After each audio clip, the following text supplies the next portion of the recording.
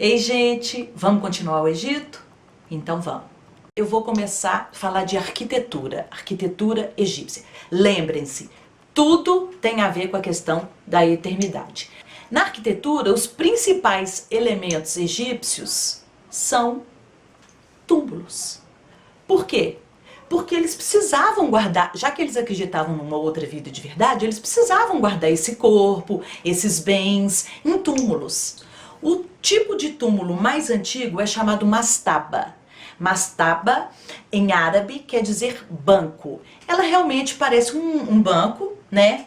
É uma construção trapezoidal, é um trapézio, como se fosse o primeiro andar de uma pirâmide de degraus, que vai ser o segundo tipo de arquitetura. Por quê? Eles faziam a mastaba. Com o tempo, essa mastaba foi evoluindo para a pirâmide de degraus. Acredito eu que tenha sido no desejo de fazer o homem encontrar, subir mais fácil, ir mais fácil para o outro mundo, para o céu, através dos degraus.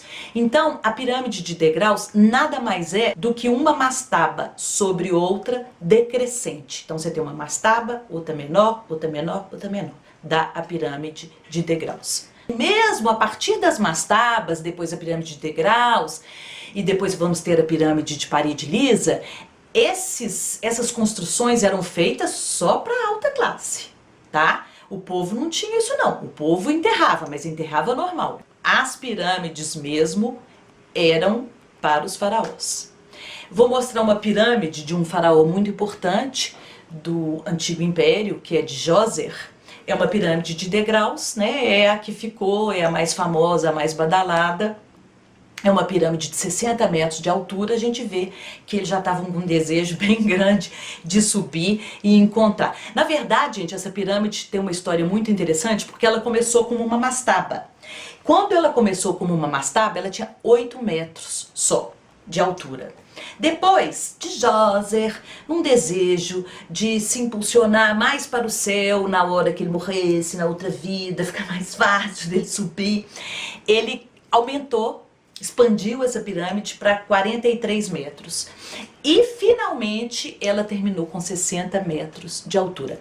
Eu quero fazer um paralelo aí, que é tanto um desejo de encontrar com Deus, de cada vez estar mais alto e mais perto do Deus, do outro mundo, dos deuses, né? Porque não é do Deus, é uma crença politeísta. Poli, muitos deuses. E aí, na verdade, eu quero fazer esse paralelo que ao mesmo tempo era uma expressão de poder, obviamente, e também um desejo de subir, de estar mais perto do outro mundo, da outra vida, e mais fácil e mais rápido. Nessa pirâmide de Djoser, ele era enterrado subterrâneo. Tinha a câmara principal, que era dele, e tinha uma câmara secundária, onde ficava o corpo da esposa dele. E uma outra coisa, por que que era subterrâneo, por que que era tão escondido assim? Era dificílimo chegar nesse lugar. Porque eles tinham muito medo que alguma coisa acontecesse ao corpo deles. Quando eles morriam, gente, era um ritual, assim, de coisa de meses. A mumificação, a preparação do corpo, né? Tudo com muito cuidado para ele chegar íntegro, para, né, o seu corpo chegar íntegro para outra vida. Então ele era muito escondido, tanto porque eles tinham medo de gênios do mal, de criaturas do mal que pudessem roubar esse corpo, roubar seus bens, como também eles tinham medo de saqueadores egípcios, porque eles guardavam tudo dentro dos túmulos. Então saqueadores ficavam, ó, de olho. A pirâmide de parede lisa, que a gente conhece, aquela que todo mundo ama, super conhecida, ela já é uma evolução da pirâmide de degraus, mas se a gente pensar bem, a pirâmide de degraus, ela já é, né, se você unir os degraus, ali já está a estrutura, né, da pirâmide de parede lisa.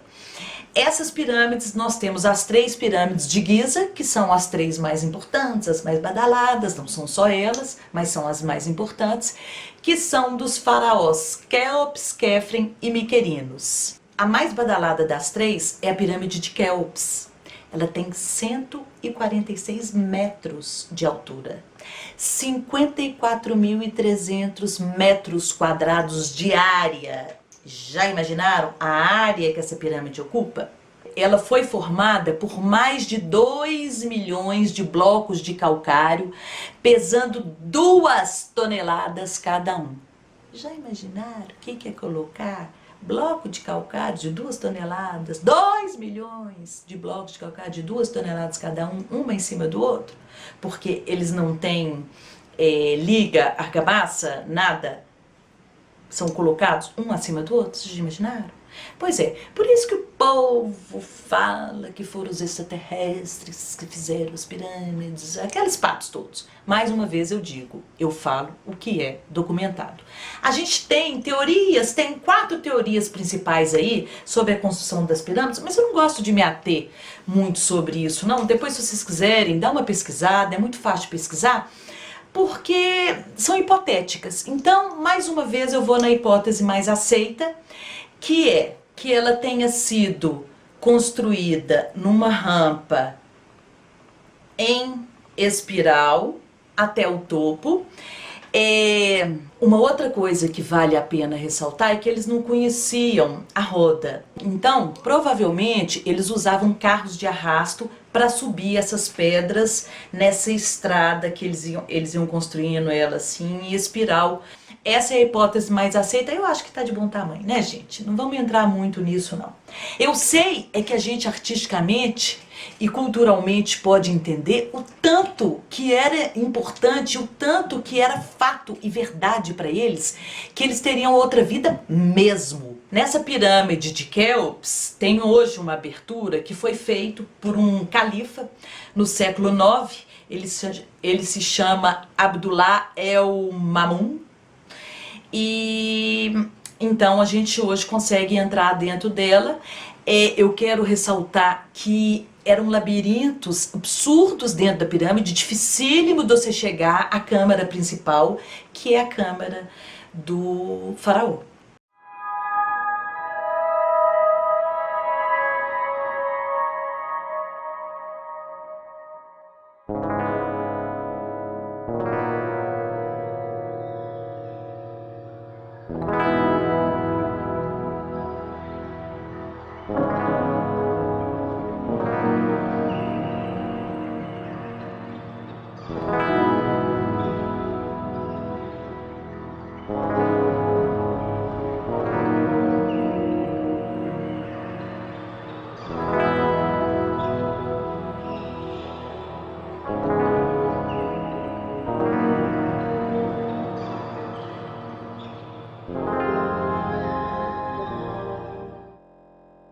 Eles suspeitam que o rosto dessa esfinge seja um retrato de Khephren, tá? Outra coisa, eles achavam no passado, quando ela estava tampada, que era uma mulher, por causa do clafite, que é aquele lenço faraônico, que é tipo a coroa do faraó, que é aquele lenço que cai com as tiras de listras horizontais caindo em cima do ombro, né? Então eles acharam que era cabelo, que era uma mulher. E aí depois viram que não. A esfinge é um outro mistério egípcio que o povo adora florear também. E finalmente, o último tipo de túmulo eram os hipogeus. Os hipogeus é o tipo mais moderno de túmulo, que já é mais pro Novo Império. Então as pirâmides ficaram no passado, no Antigo Império. Do Médio pro Novo Império caiu de moda fazer pirâmide. Acho que eles perceberam que o negócio era muito trabalhoso, muito dispendioso e resolveram fazer os hipogeus, que é como se fosse a pirâmide para baixo da terra.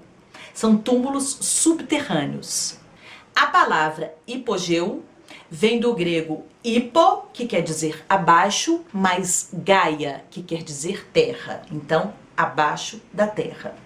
O mais famoso, o mais badalado dele está no Vale dos Reis, em Luxor, que seria o do Tutankhamon. Mas pro final eu falo aí desse homem, Tutankhamon. Desse homem não, coitado, que era um menino, morreu com 18 anos. Você tinha tudo lá para baixo, escadarias, corredores, labirintos, tudo muito escondido, tudo muito bem guardado. E foi lá que eles encontraram, né, o tesouro, tudo muito preservado do Tutankhamon. Por isso que fez um sucesso tamanho. Mas na arquitetura os egípcios não viviam só de túmulos, não. Era talvez o mais importante. Talvez não, era o mais importante, porque já falei, né? A outra vida. Mas também os templos. Os templos, na verdade, continuam com aquela estrutura dos zigurates de ser muito um centro administrativo, né? É um centro econômico, administrativo, um centro de poder também, e eles são obviamente muito importantes porque são consagrados aos deuses. Vou mostrar para vocês um templo que ainda está muito inteiro, que é o de Ramsés III, que é em Luxor. Os templos, assim como as pirâmides, eram ornados tanto com relevos esculpidos quanto com pinturas que contavam a história egípcia, que homenageavam os deuses. Uma coisa importante que a gente pode falar agora, junto com a questão do templo, são das colunas.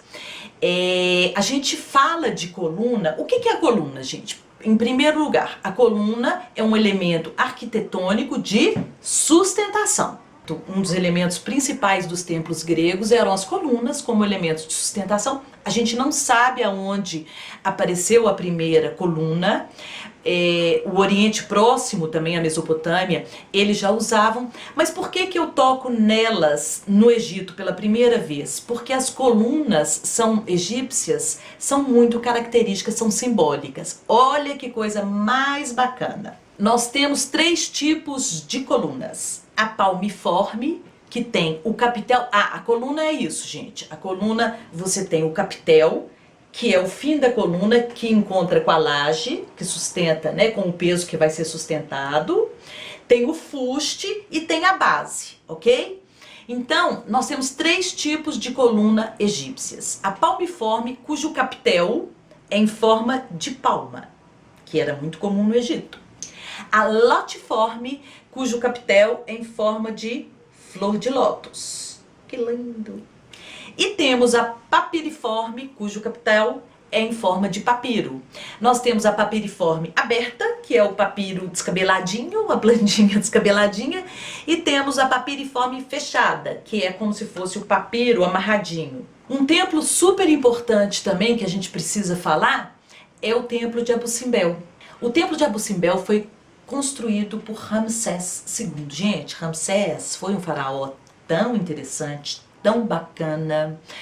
Ele foi um faraó do Novo Império e ele foi um faraó que fez muita coisa. Nossa, a época dele foi super próspera, super bacana. Ele escavou na própria pedreira de Abu Simbel, como vocês podem ver, e você tem 2 portais. O portal principal é do templo dele, do Ramsés II, que a gente vai ver 4 figuras, 4 enormes esculturas de 20 metros de altura, que são 4 retratos dele, Ramsés II. Esse templo, gente, é uma coisa tão insólita. Eles fizeram ele e lá dentro tem uma enorme escultura do Ramsés II. E eles fizeram de uma forma, a localização, né, a estrutura, a engenharia lá do templo, de uma forma que todo aniversário da morte do Ramsés II, o sol entra pela porta e ilumina aquela estátua do Ramsés II que está lá dentro. Olha que coisa mais bacana. Ou seja, todo aniversário da morte, ele renasce através da luz. Ele é iluminado e fica dourado pela luz do sol. Por isso que eu falei, isso é poesia. Quando fala que o Egito crê verdadeiramente na eternidade, eles se fizeram eternos nessas atitudes, através da imagem. Olha que coisa bacana! Vou falar igual os meus alunos falam quando terminam um trabalho. Então, é isso. Detesto. É isso como, gente? É isso tudo. Gente, na próxima aula a gente continua com o Egito. Ainda tem muita coisa bacana pra gente ver. Continua me curtindo, né? Quem não inscreveu, se inscreva. Vamos continuar junto.